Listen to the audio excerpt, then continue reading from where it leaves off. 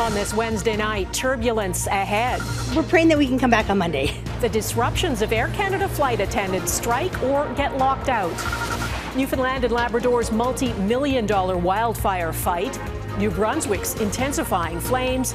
And what all these fires across Canada mean for aquatic life. Those can have a whole host of problems.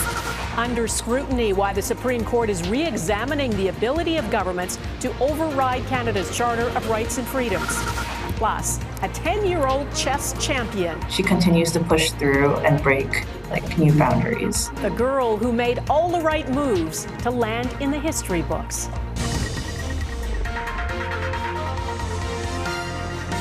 Global National with Donna Friesen. Good evening and thanks for joining us. Canada's largest airline appears to be heading towards a major disruption right at the height of tourist season. The union representing Air Canada's 10,000 flight attendants has issued a strike notice that would take effect at 1 a.m. Eastern on Saturday. And the company says it may lock them out if no deal is reached before then. And to prepare for that possibility, it will gradually begin suspending flights starting on Thursday.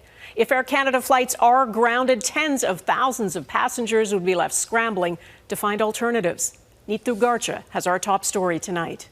The clock is ticking down to a possible strike or lockout. I'm actually American, and so when we crossed the border today, we just found out about it. I'm sure they're going to come to some sort of conclusion, hopefully. If not, I guess I'm driving home. We're praying that we can come back on Monday.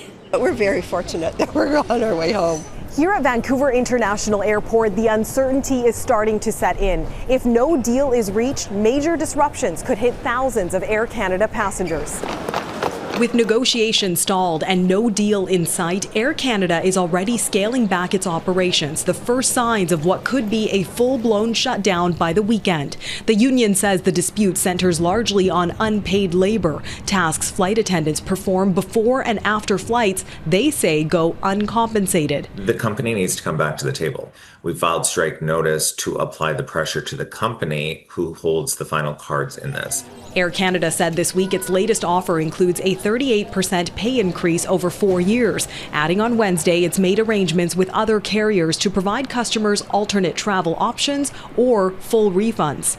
I think that the reason why Air Canada responded as it did was to try to expedite the resolution process. After the union refused Air Canada's offer of third-party arbitration, he says he wouldn't be surprised if the government stepped in. Ottawa says it's closely monitoring the situation, urging both sides to stay at the table while keeping mediators ready.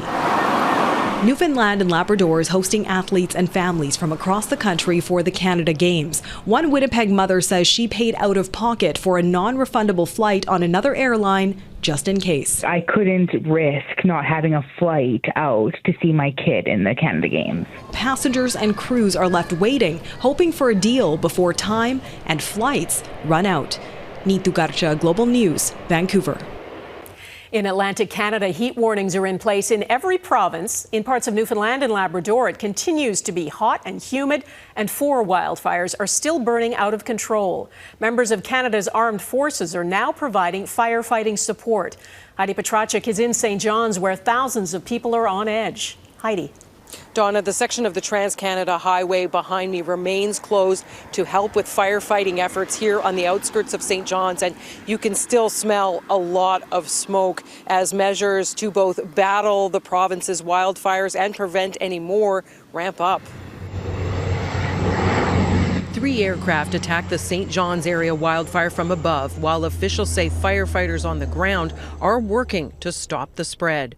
With hundreds of people out of their homes and thousands prepared to leave if they have to, everyone is watching and worrying. And it's the waiting and the not knowing what's going to happen. Couldn't keep up. An hour away, Eugene Howell takes photos of the province's largest wildfire in Conception Bay North. He was forced from his home by the Kingston fire, which has surpassed 6,000 hectares. He's snapped hundreds of photos like these along this rugged coastline over the years. His voice is raspy after a fight against cancer. He knows his next fight will be to help with rebuilding. These old homes, a lot of the old homes are hundreds of years old. But maybe we'll go back and say, maybe we can, go back there and to live. A call with the Prime Minister was encouraging for the Premier. He offered any and all help that the Canadian government can do. The province is spending millions to bring in firefighting aircraft. With budgets and resources stretched, officials remain frustrated by burn ban violations, 2 of the new $50,000 fines already laid. So they're introducing a new restriction to try to prevent any more. When our weather indices are very high or extreme, we will be banning ATVs on forested roads. When it comes to what's already burning, wildland fire expert Mike Flanagan says expect a long and hard battle. There's a smoldering part, and it can burn deep down into that organic layer. So the firefighters either have to use lots of water or they have to dig. Sometimes they have to use heavy equipment. Now, what's really needed is substantial rain, but that's not in the near forecast. What is coming is help on the ground from the Canadian Armed Forces. There are members in the province right now organizing to be deployed as soon as tomorrow. Donna. All right, Heidi Petracek in St. John's, thank you. In New Brunswick, 6 new fires were reported in the past 24 hours, pushing the total number of active fires there to 16. 2 are considered out of control. The Irishtown fire north of Moncton poses the greatest threat to people and property. Hundreds of people have been told to be ready to evacuate on short notice. The largest fire is in northern New Brunswick, and it did expand overnight. Anna Mandan is in that area tonight. Anna.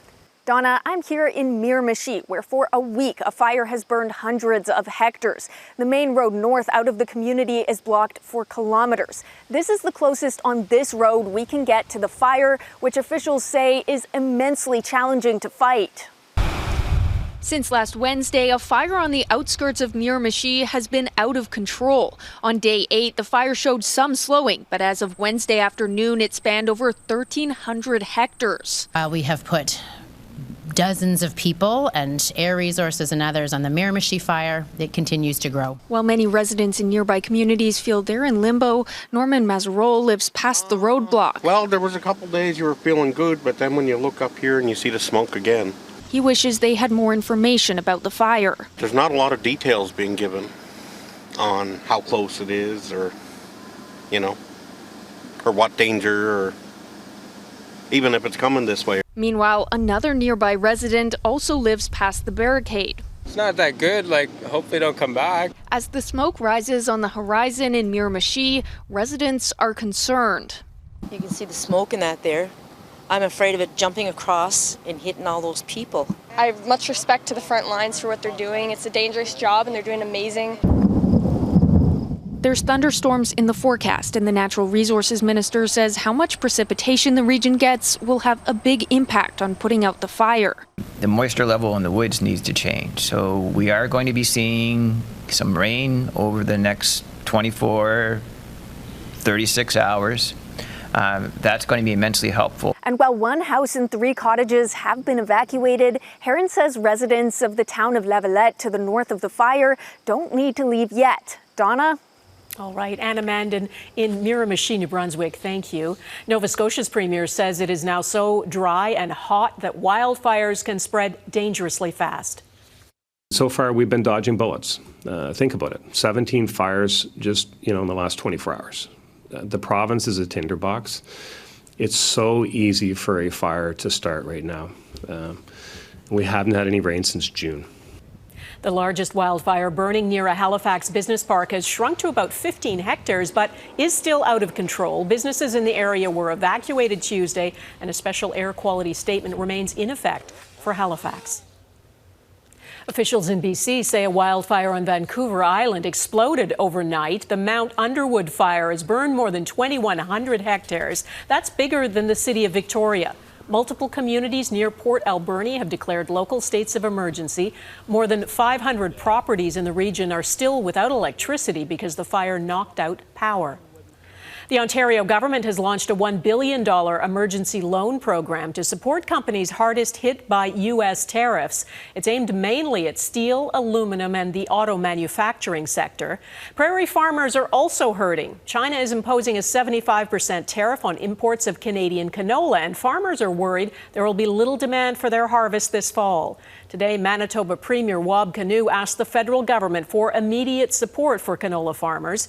He says the tariff could cost Canada $1 billion in just one day. The U.S. president keeps lowering expectations about his upcoming meeting with Russia's president. Donald Trump had a call with European leaders today, along with Ukraine's president and Canada's prime minister. Trump is warning of severe consequences if Russia does not agree to end its war on Ukraine, but he's also downplaying the possibility of reaching a peace deal with Putin. Jackson Prosco reports. This American military base in Alaska will host the talks aimed at ending the war in Ukraine. It's where President Donald Trump will meet face-to-face with Vladimir Putin to press the Russians for a ceasefire. I'm going to find out where we are and what we're doing. Trump is already making vague threats against Moscow if there is no deal. There will be very severe consequences. He's also vowing another summit that would give Ukraine a seat at the table. I would like to do it almost immediately. And we'll have a quick second meeting between President Putin and President Zelensky and myself. Ukraine's president spent the morning in a virtual huddle with Trump, European leaders, and Prime Minister Mark Carney. Volodymyr Zelensky says he's ready for a ceasefire, but issued a blunt warning. Putin definitely does not want peace. He wants the occupation of our country. European leaders are adamant any deal must include security guarantees for Ukraine. To ensure that any peace, if there is peace, is lasting peace, and that Ukraine can defend its territorial integrity. To get there, both Ukraine and Russia will likely have to make concessions over land. A former Trump advisor is already warning the summit with Putin sets up a worrying dynamic for Kyiv. Trump wants this to be his deal that he makes with Putin, that he then presents to Zelensky, which obviously is very dangerous for the Ukrainians. So, and it certainly fits right into Putin's game plan. Keep the Ukrainians out, keep the pesky Europeans out, just one-on-one between him and Trump. For now, it's a tense waiting game to see whether the first round of talks yields a second, and whether the terms of any agreement can satisfy two countries at war. Jackson Prosco, Global News, Washington. In Alaska's capital, there was fear a melting glacier could cause serious flooding, and some homes were evacuated. This time lapse from the U.S. Geological Survey shows the rising water levels of lakes and rivers fed by the Mendenhall Glacier. Forecasters say water levels have now crested, setting a new record just above 5 meters. Emergency flood barriers installed in Juneau, Alaska, appear to have funneled the floodwaters away from neighborhoods. Scientists say climate change is causing the glacier to melt faster, increasing the flood danger. The consequences of Canada's wildfires underwater. Coming up, what they could be doing to aquatic life.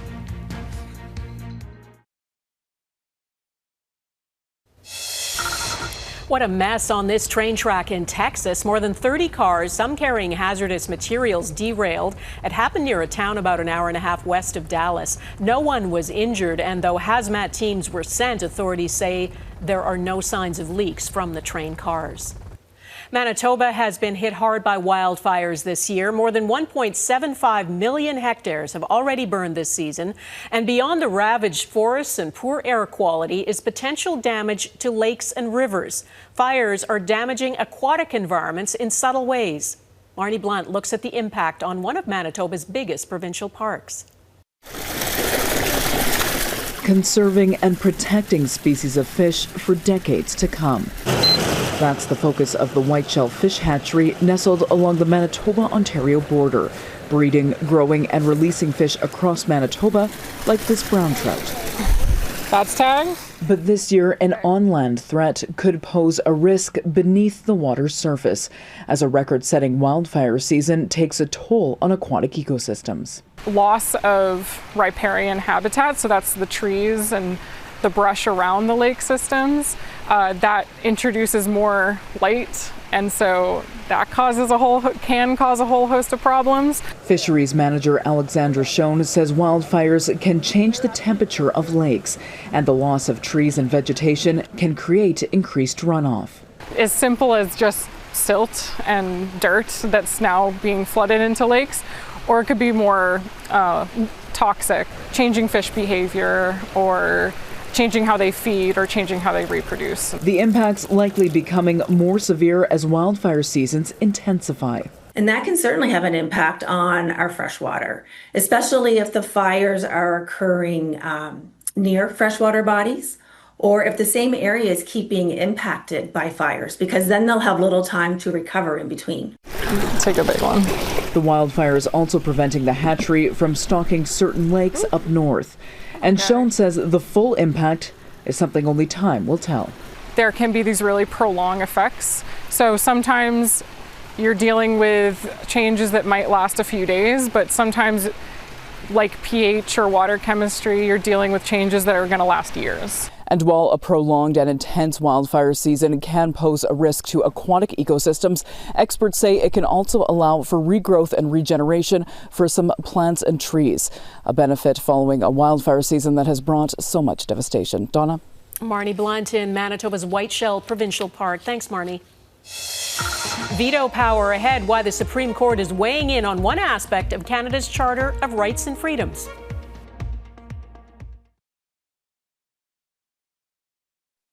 Saskatchewan's Premier says he will be watching a Supreme Court case closely later this year when the court weighs in on the future of Canada's Notwithstanding clause. The clause is unique to Canada. It allows governments to enact laws that may conflict with sections of Canada's Charter of Rights and Freedoms. Heather Yourex-West explains what the Supreme Court is considering. It was seen as a legal victory for Saskatchewan's transgender community when a court of appeal ruled the use of the Notwithstanding clause could not stop a judicial review. They can't strike that law down, but they can at least tell the public about the ways in which the law is infringing rights. The Saskatchewan case deals with a law requiring parental consent if kids under 16 want to change their names or pronouns at school. LGBTQ2+ rights are protected under Canada's Charter of Rights and Freedoms, protection that is safeguarded by the court. But when the charter passed back in 1982, Notwithstanding clause powers were given to governments, ultimately giving the elected branch a final say. This is a really unique part of our Constitution that doesn't exist anywhere else. I think it's incredibly dangerous, and I think it's incredibly dangerous that governments are increasingly comfortable using it. Governments are accountable to voters, and any use of the clause has to be renewed every 5 years.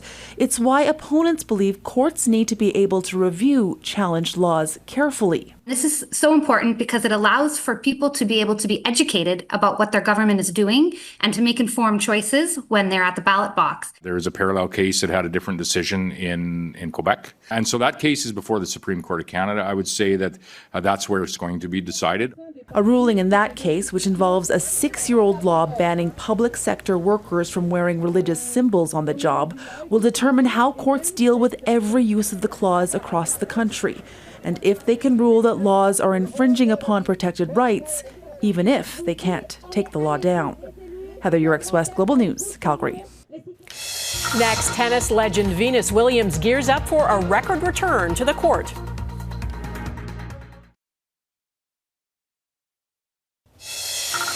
Tennis great Venus Williams is making a comeback. The 45-year-old received a wildcard invitation today to play singles in the U.S. Open. She's won 7 Grand Slam titles in singles and will be the tournament's oldest singles participant since 1981. She's also being honored with a new Barbie doll. It celebrates Williams' athletic achievements and her pursuit of pay equity. At Wimbledon in 2007, she was the first woman to receive the same prize money as the men at a top-level tournament. A girl in the UK has her sights set on becoming the best chess player in the world. She is only 10, and she is already making a name for herself. She just became the youngest female chess player to ever beat a grandmaster, a 60-year-old man. Eric Sorensen on the rapid rise of a chess prodigy. You have to watch closely. Rapid chess requires quick decisions. Conquest looks resigned. And oh, it's really bad. It's gone. What am I thinking? Well done. There it is. Michael Adams on the right, the British champion again. And yet, it was an earlier match that's getting much of the world's attention. Bogdana Sivanandan defeated a grandmaster, the youngest girl ever to do so at age 10. Remarkable, not just because of her age, but her gender. She has so much talent. Cindy Kiao played at the University of Toronto, one of the only girls competing. She says Bogdana is succeeding in an environment dominated by boys and men. When she's entering a field where she's just constantly facing people who aren't like herself, she continues to push through and break new boundaries. When Bogdana was 7, she was already surrounded by trophies and medals. Her dad said she was first intrigued by the horse she saw on a chessboard. And I have to explain, this is horse, but it is called as knight in this game called chess.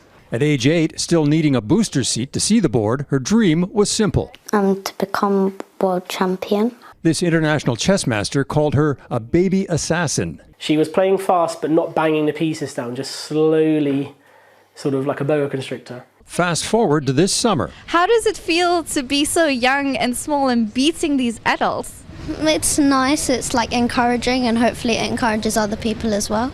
Cindy Cow thinks she will inspire girls to try chess and to keep playing. When new girls try to play chess and they see these achievements, they think that they can achieve the same for themselves. The young prodigy says she can still improve. My favorite thing about chess is that you can learn lots from it, and you have to lose to get better. The problem for Bogdana, it's getting harder to lose. Checkmate. Eric Sorensen, Global News, Toronto. She's one to watch. That is Global National for this Wednesday. I'm Donna Friesen. Your Canada is going global this week. We're showing you pictures of Canadian pride we've received from all over the world. Tonight we're showcasing Holton, Netherlands, Port Barton, Philippines, and Puerto Morelos, Mexico. Please keep them coming. Send your pictures from wherever you are to Global National at globalnews.ca. And thanks for watching. Hope to see you here again tomorrow. Bye-bye.